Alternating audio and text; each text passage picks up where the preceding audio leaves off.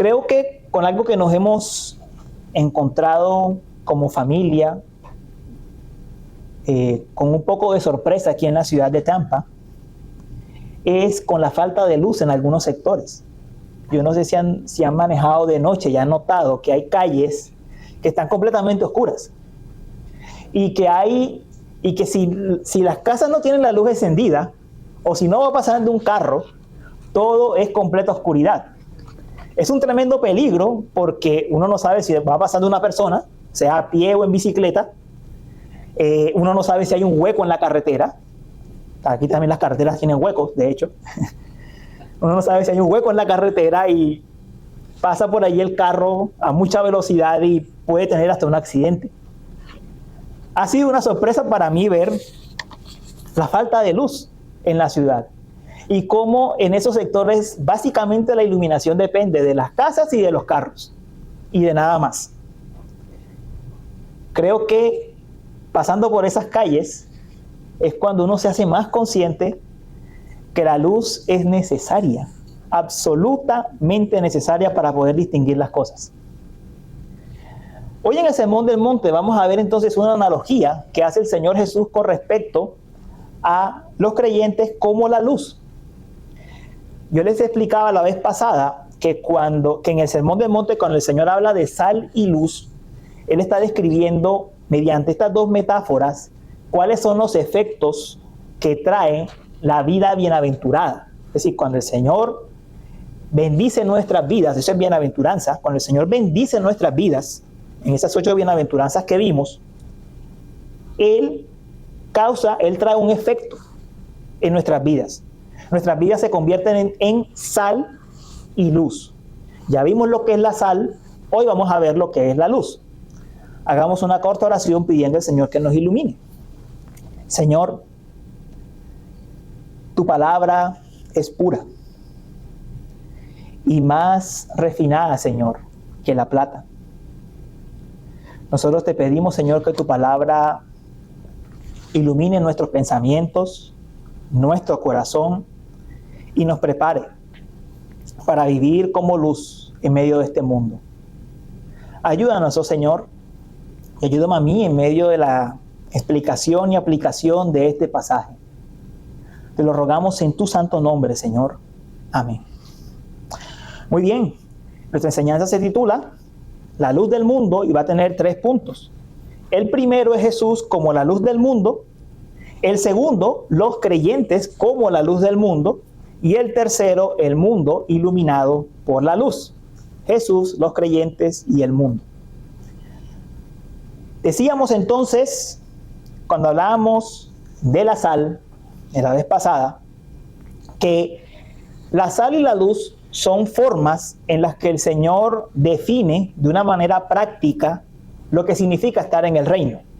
Es decir, Él no da una definición teórica de estar en el reino significa esto, esto y aquello, sino que lo dice de una forma práctica para que lo podamos entender. De una forma en que sea fácil para nosotros captar lo que significa haber sido traídos al reino de Dios. Y para entender lo que significa ser luz, yo quiero poner en claro lo que no significa, porque con eso descartamos todo significado incorrecto. Lo primero que Jesús no está diciendo es ustedes pueden ser la luz del mundo, como si apenas fuese una posibilidad. Ojo con eso. Él no está diciendo ustedes pueden ser. Tampoco está diciendo ustedes deben ser, como si fuese algo que no somos y que tenemos que buscar ser a la fuerza. El Señor tampoco está diciendo ustedes son como la luz, sino que hace una analogía mucho más fuerte. Ustedes son la luz. Ustedes son la luz. ¿Qué significa que la analogía sea tan directa? Al decir ustedes son la luz, les quiero poner como ejemplo el Salmo 23. Cuando nosotros decimos el Señor es mi pastor, de inmediato en nuestras mentes se viene toda la idea de un pastor y de una oveja, con todo lo que eso implica.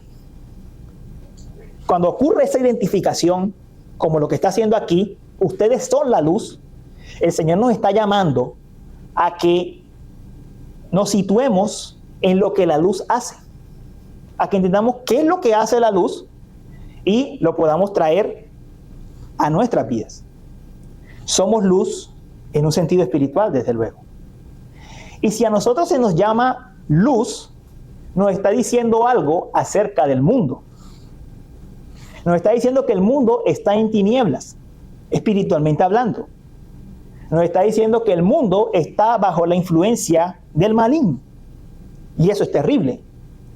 Pero lo peor es que al mundo le encanta estar en esa situación. La Escritura dice, y este es el juicio, que la luz vino al mundo, y los hombres amaron más las tinieblas que la luz, porque sus obras eran malas. Juan capítulo 3, versículo 19. El problema no es que el mundo esté en tinieblas. El problema es que a las personas que no conocen a Cristo les gusta estar en esa situación, estar en tinieblas. Estar sujetos a la oscuridad es una cosa, pero querer vivir dentro de una cueva para no ver la luz es otra. Son dos cosas diferentes. ¿Por qué esta preferencia por la oscuridad? ¿Por qué esta preferencia por las tinieblas? Juan nos dice, porque las obras de los hombres son malas. Esa es la razón. Porque, como dice en otro pasaje, no quieren que sus obras sean reprendidas. No quieren que sus obras sean reprendidas. Entonces, en esta distinción entre los creyentes como la luz y los incrédulos como tinieblas, hay que acentuar algo. Y es que, a diferencia de la metáfora de la sal, en este caso Jesús sí se identifica también con la luz. Jesús sí dice, yo soy la luz. De hecho, Él lo dijo claramente en Juan capítulo 8, verso 12. Yo soy la luz del mundo. El que a mí viene no andará en tinieblas, sino que tendrá la luz de la vida. Él se identifica con la luz. Él mismo. Y cuando hicimos los sermones introductorios, notábamos en Mateo capítulo 4 que el Señor inició su ministerio precisamente presentándose como la luz en medio de las tinieblas, trayendo luz en medio de las tinieblas. Eso está en Mateo capítulo 4, versos del 12 al 17. Este es el inicio del ministerio de Jesús. Allí dice, cuando Jesús oyó que Juan había sido encarcelado, regresó a Galilea.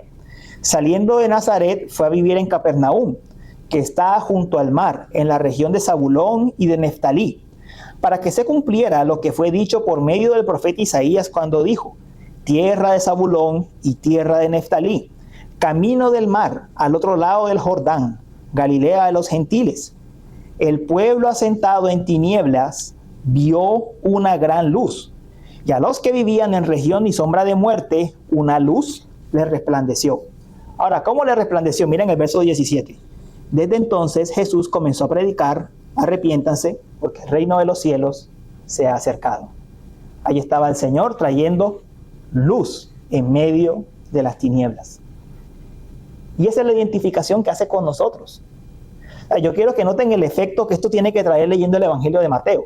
Estás leyendo por un lado que Jesús empieza a traer luz y más adelante nos dice a los creyentes, ustedes son la luz del mundo. Es asombroso. Lo que el Señor empezó haciendo en un principio Él solo, ahora al traernos a su reino, lo que Él hace es convertirnos a nosotros en portadores de luz para llevar luz al mundo. Eso es lo que está haciendo el Señor. Como dijo R.T. France, un teólogo, el mundo necesita la luz y es a través de los discípulos que se hará visible. Nosotros somos luz porque estamos unidos espiritualmente a aquel que es la luz, que es Cristo Jesús. Comparemos esto con la luna. La luna no tiene luz propia. La luna simplemente refleja la luz del sol. Y la tierra sería oscuridad absoluta si la luna no reflejase la luz del sol. Nosotros en las noches tenemos luz, bueno, estamos en los tiempos de la luz artificial, pero antiguamente había luz gracias a la luna y a las estrellas, porque la luna reflejaba la luz del sol. De la misma manera, nosotros como creyentes reflejamos la luz de Cristo en nuestras vidas a un mundo oscuro. Ese es un gran privilegio. Ese es un gran privilegio que nos ha sido dado. Que podamos compartir con Cristo, de acuerdo a nuestra capacidad, por supuesto, el ser llamados luz. Ese es un gran privilegio. Imagínense un rey con un traje de gala, muy elegante, muy brillante, y este rey comparte con todo su pueblo este traje de gala. Y todos visten este traje. ¿Qué va a pasar con aquellos que pertenecen a otro país y ven a los habitantes de ese reino? Oh, esos tienen que ser los habitantes del reino tal, porque portan el mismo vestido del rey. ¿Qué rey tan bondadoso? De hecho, un rey nunca habría hecho eso antes. ¿Qué rey tan bondadoso es ese? Porque comparte su traje de gala con los suyos. Eso es lo que hace Cristo Jesús. La Escritura dice, Dios es luz y no hay ninguna tinieblas en él. Y que Cristo comparta, Cristo que es Dios mismo, comparta ese ser luz con su pueblo, es una cosa asombrosa. Hermanos, los creyentes en este mundo son como esos carros y esas casas en las calles oscuras de Tampa. Así. Si no hay creyentes, si apagas la luz de la casa y quitas los carros, todo es tinieblas. Esos son los creyentes en este mundo. Así es la cosa. Así nos la pone el Señor.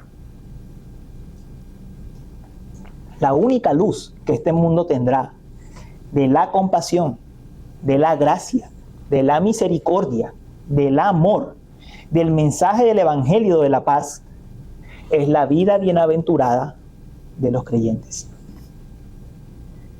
Eso nos lleva entonces a hacernos una pregunta o un par de preguntas. La primera es, ¿dónde estamos buscando luz para este mundo? Porque nosotros podríamos decir, sí, yo entiendo eso, entiendo que los creyentes somos luz en este mundo. Pero otra cosa es creerlo y vivirlo. Otra cosa es que de verdad seamos conscientes en decir, sí, los creyentes somos luz en este mundo. Podríamos estar buscando la luz en cualquier otra cosa. Podríamos estar esperando que la oscuridad de este mundo sea quitada, sea combatida por cosas que Cristo no dijo que son luz. Por cosas que Cristo no dijo que son luz. A ver, es que la distinción es radical. Los creyentes son luz y el resto del mundo está en tinieblas. Si estamos esperando que el mundo incrédulo produzca luz, nos vamos a quedar ahí. Ahí nos vamos a quedar.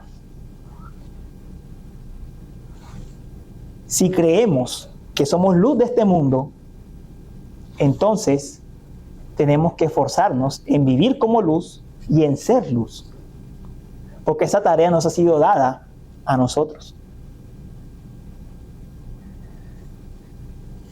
Lo segundo es, si los creyentes somos luz, ¿cómo podemos brillar más? Todos reconocemos, todos aquí tenemos que reconocer, empezando por mí mismo, que no brillamos como deberíamos, que podríamos brillar más para el Señor, que podríamos ser más luz para el Señor. La pregunta es, ¿cómo podemos brillar más? No sé si han visto las nuevas lámparas que se están colocando aquí en algunos sitios de Tampa, lámparas nocturnas con luz solar, traen la fotocelda ahí mismo. La idea es que esas lámparas en el día se recargan con la fotocelda y en la noche brillan para traer luz. De la misma manera, los creyentes estamos llamados a venir a la luz, que es Cristo, buscarle a Él para poder brillar. Eso implica búsqueda del Señor en la palabra y en la oración. Eso implica buscar crecer en la gracia, usando los medios que el Señor nos ha dado, la palabra y la oración. Si no buscamos crecer, si no buscamos absorber de su luz, necesariamente no brillaremos como deberíamos. En esta mañana hablábamos un poco sobre cómo empieza el declive espiritual en el creyente.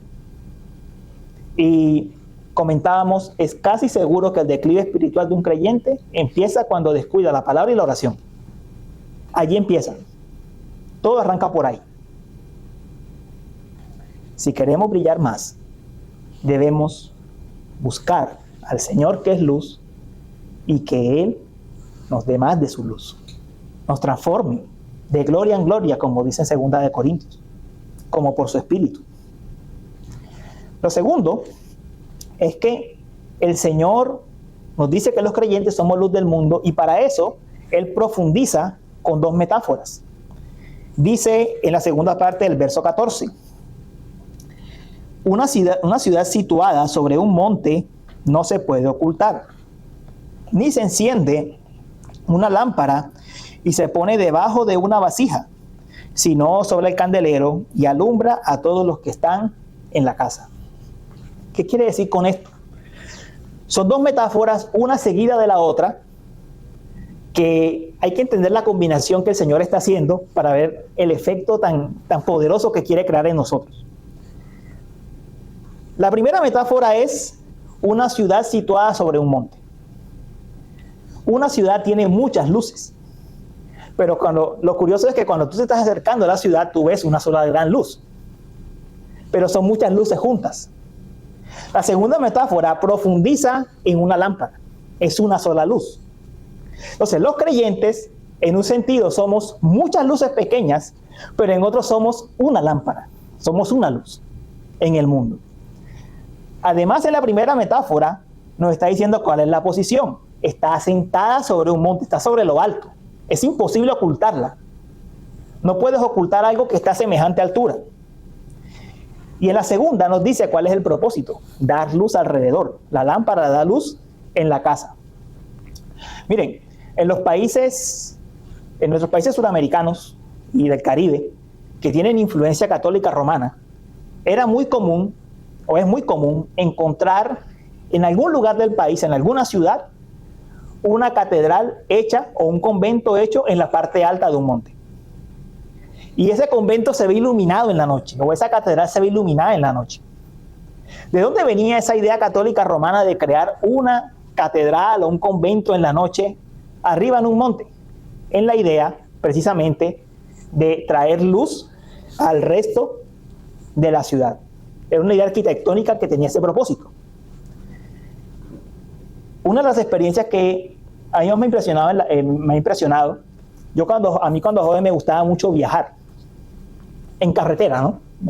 Yo siempre he pensado que en el avión no es que se disfrute mucho, uno no ve nada. A mí me gustaba viajar mucho en carretera de un lugar a otro. Y la primera vez que viajé a Bogotá, Colombia, Bogotá está ubicada a 2.800 metros de altura. O sea, cuando tú vas llegando a Bogotá por carretera, tú estás viendo la ciudad alta. Y para mí fue un efecto impresionante, ver como que voy subiendo y estoy viendo esa ciudad allá alta, con mucha luz, y yo, en mi ignorancia, porque yo nunca había viajado en carretera a Bogotá, yo preguntaba, ¿qué es eso que se ve allá tan alto y se ve tan iluminado? Me decían los que vean conmigo, pues Bogotá. Obviamente eso es Bogotá. Ese es el efecto que el Señor quiere causar en nosotros. En un mundo oscuro, imagínense ese viaje en la noche, fue en la noche, de hecho, no se me olvida. En un mundo oscuro es imposible que tú no veas eso alto e iluminado allá arriba. Es imposible. Lo tienes que ver. Así son los creyentes en este mundo. Cuando los identifican con la ciudad que está situada en el monte. Así son, tal cual. Ahora, él también los compara con la lámpara, con una lámpara doméstica que da mucha luz en una casa. Nosotros somos suramericanos. Nosotros sabemos que es tener un apagón y no tener luz. Nosotros sabemos eso. Yo aquí no he visto el primer apagón, pero también sé que los hay. Y en la casa de mis padres había una lámpara de querosene, una antigua lámpara de querosene. Sí. Había una antigua lámpara y ellos la colocaban en la mesa de la casa. Y la lámpara daba luz a toda la casa. Ahora, yo como muchacho terco, tomaba la lámpara y la llevaba a otros lugares de la casa. El resultado es que la lámpara no iluminaba igual. La llama se hacía más débil, a veces se apagaba. Mis padres ya sabían dónde llegaba más oxígeno para que esa lámpara se mantuviera ardiendo. De la misma manera, en la comparación que Jesús está colocando, él dice, tú no tomas una lámpara, no la enciendes para ocultarla debajo de un almud. Porque si la ocultas debajo de un almud, ¿qué va a pasar? Se va a apagar y la casa no va a ser iluminada, no va a entrar oxígeno. Esa es la comparación que Cristo coloca. Entonces, si nosotros estamos llamados a iluminar, Él nos ha situado en un lugar tal donde iluminaremos, tenemos que mantenernos donde hemos de darlos.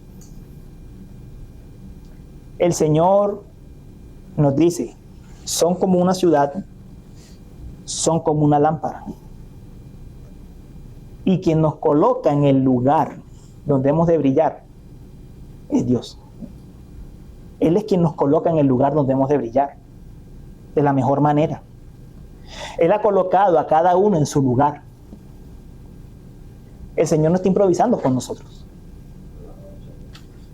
Cada uno tiene familias, trabajos, compañeros, lugares. Cada uno tiene una vida cotidiana. Pero tenga por seguro que el Señor va a usar su vida cotidiana para que allí alumbre. Para que allí alumbre. Para que allí traiga luz.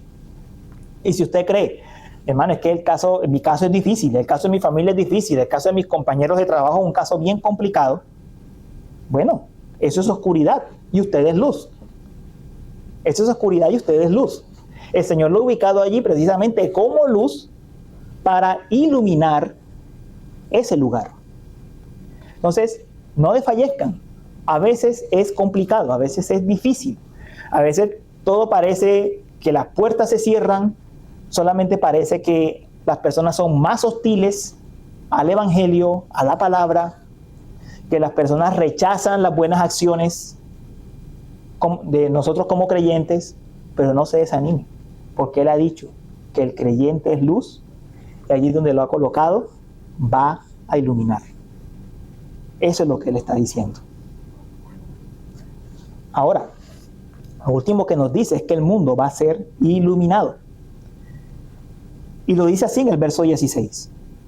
Así brille la luz de ustedes delante de los hombres, para que vean sus buenas acciones y glorifiquen a su Padre que está en los cielos. El Señor nos está sugiriendo que iluminemos. Está diciendo brillen. Así brille la luz de ustedes. Está dando una orden. La luz tiene que brillar. ¿Y cómo va a brillar? Bueno, nos dice que es por medio de las buenas acciones. Ahora, estas buenas acciones, aquí hay un detalle acerca del significado de lo que significa bueno, que es importante que notemos. Normalmente, en el Nuevo Testamento, cuando se habla de bueno, se está refiriendo a algo bueno en un sentido moral. O sea, algo que es bueno, que es santo, que honra a Dios. En este caso, la palabra que Jesús usa es bueno en referente a algo que es atractivo o que es bello, que llama la atención. La idea que Jesús quiere transmitir es que nuestras buenas acciones son buenas porque atraen, llaman la atención. Es una luz que llama a otros. Eso es lo que Jesús está diciendo. Llama a otros. Ahora, nuestras buenas acciones no son atractivas o no llaman la atención porque nosotros las tengamos que embellecer. Como que tengamos que maquillar todo lo que hacemos para que ahora las personas acepten nuestras buenas acciones. No, no es lo que está diciendo. Está diciendo que nuestras buenas acciones son bellas y son atractivas porque proceden de la luz, porque provienen de Él. Por eso son bellas. Por eso son bellas y atractivas nuestras obras. Si usted está en un lugar oscuro y usted enciende una lámpara, el que necesita luz se va a acercar. Va a ser atraído a la luz. Así va a ser. Va a ser atraído a la luz. Es un efecto natural. Será atraído. Eso es lo que nos está diciendo el Señor. La luz será atrayente.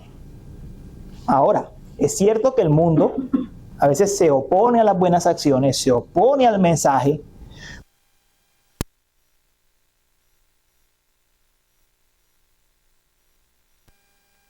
Las obras atrayentes tienen esa función, la de llamar a aquellos que se sienten atraídos a la luz. Miren, el Espíritu de Dios va a usar nuestras buenas acciones para llamar la atención de otros. Para llamar la atención de otros. Lo va a hacer.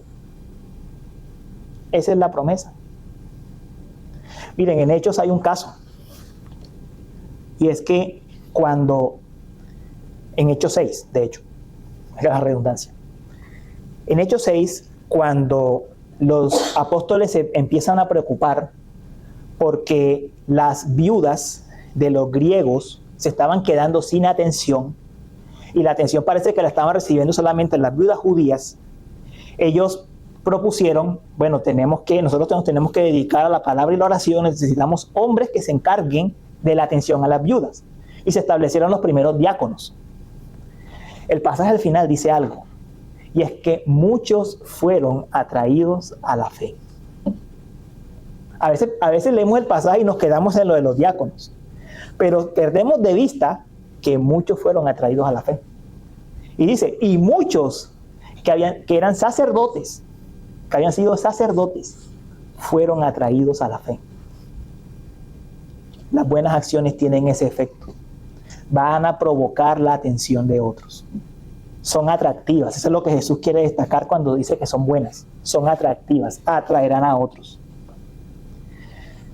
Nosotros podemos vernos tentados a ocultar nuestro cristianismo para no caer mal, para no buscar problemas, para que no se sienta incómoda la persona que pretendemos alcanzar. Pero Jesús nos está diciendo, no, ese no es el camino. El camino es que vean tus buenas acciones, que vean el efecto de lo que Jesús ha hecho en tu vida por medio del Espíritu, para que así puedan ser atraídos. Ese es el camino que Jesús nos está mostrando, nos está marcando. Como dice en Efesios capítulo 5, versos 8 al 10, porque antes ustedes eran tinieblas, pero ahora son luz en el Señor. Anden como hijos de luz, porque el fruto de la luz consiste en toda bondad, justicia y verdad. La vida que fluye de la vida bienaventurada busca traer luz, y luz que va a llevar gloria al Padre, que es lo que dice al final. O sea, el efecto final de una vida bienaventurada que atrae a otros no es la gloria de la persona, es la gloria de Dios, es la gloria al Padre. Lo dice al final, así brille la luz de ustedes delante de los hombres, para que vean sus buenas acciones y glorifiquen a su Padre que está en los cielos. Ese es el efecto final, que el Padre sea glorificado. ¿Cómo será glorificado? Bueno, eso no significa que una persona siempre va a llegar a la fe, pero sí que van a reconocer que son hijos de Dios, que son hijos de luz.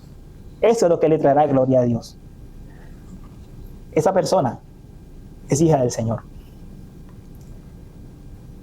Mire, hay un caso famoso, marcado en la historia. Es el caso de George Mueller. George Mueller era un hombre de oración que creó muchos orfanatos en Inglaterra, en una época donde el trabajo infantil, en esa época de la revolución industrial, era muy fuerte. Muchos niños quedaron en la calle, otros eran prácticamente esclavos en las fábricas. Y George Mueller, prácticamente sin $1, sin una libra, sin un peso, George Mueller empezó a orar y a recibir niños. Y levantó básicamente un ministerio de misericordia de rodillas, con oración. Y cuenta la historia que un día salió un editorial en un periódico muy reconocido de Inglaterra, donde el escritor de aquel entonces, Mark Twain, que no era creyente, reconocía el trabajo de Mueller. Creo que Mark Twain nunca llegó a la fe, pero el solo hecho de pensar que este incrédulo escribiera un editorial haciendo un reconocimiento público a lo que George Mueller estaba haciendo por los niños, creo que fue en Bristol para ser más exacto, es algo digno de notar, digno de elogiar. Hay un caso más moderno, el difunto pastor Timothy Keller. Hizo un ministerio en Nueva York donde muchas comunidades que se encontraban,